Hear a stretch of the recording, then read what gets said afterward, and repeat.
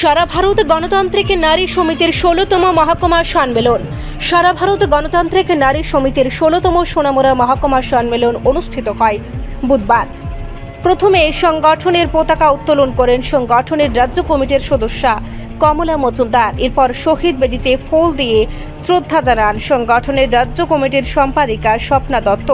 শহীদ বেদিতে ফুল দিয়ে শ্রদ্ধা জানান পার্টির সোনামুড়া মহকুমা কমিটির সম্পাদক এবং সম্মেলন প্রস্তুতি কমিটির চেয়ারম্যান শ্যামল চক্রবর্তী।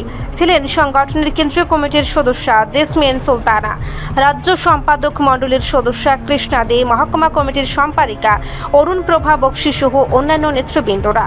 কর্মসূচি নিয়ে পরে মঞ্চে আলোচনা করেন নেত্রীরা। দায়িত্ব নিতে হবে আগামী দিনে ত্রিপুরা রাজ্যের এই প্রতিকূল পরিস্থিতিতে দাঁড়িয়ে আমরা নারীরা আমাদের স্বামী ভাই ছেলেদেরকে মরতে দিতে পারি না। আমরা সামনের সারিতে দাঁড়িয়ে আমরা লড়াই করব শাসকদের চোখে চোখ রেখে, শাসক দলের গুন্ডা বাহিনী, বাইক বাহিনী, হেলমেট বাহিনী চোখে চোখ রেখে নারীরা সাহস নিয়ে আগামী দিনে কথা বলতে হবে।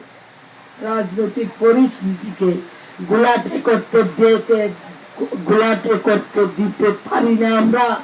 আমাদের দায়িত্ব আছে। তাই এই কাজগুলো সোনামুড়া মহকুমা দু একটি জায়গায় আছে। প্রতিটা অঞ্চলকে আজকের এই সম্মেলনে শপথ নিতে হবে। প্রতিটা অঞ্চলকে সেই সাহস নিয়ে প্রতিটি কর্মসূচির রূপায়ণ, মহিলাদের সঙ্গে যোগাযোগ স্থাপন, আরো নিবিড় সম্পর্ক স্থাপন করা, মহিলাদের সমস্যাগুলি নিয়ে আন্দোলন করা, স্থানীয় দাবি নিয়ে আন্দোলন করা। আমরা দেখলাম বেজিমারা ওই ঢুকতে রাস্তাটা ভেঙে আছে, এই রাস্তাটা দাবি নিয়ে বেজিমারা ও লোকাল যারা আছেন এই অঞ্চলের উদ্যোগে আমরা সেখানে পথ অবরোধ করতে পারি। এই রাস্তা অবিলম্বে ঠিক করতে হবে। আদায়যোগ্য দাবি, যেই দাবিগুলো আদায় করা সম্ভব এইগুলিকে চিহ্নিত করে প্রথম দফায় আদায়যোগ্য দাবিগুলি নিয়ে আমাদের মহিলাদের সেখানে আন্দোলনে নেমে পড়তে হবে।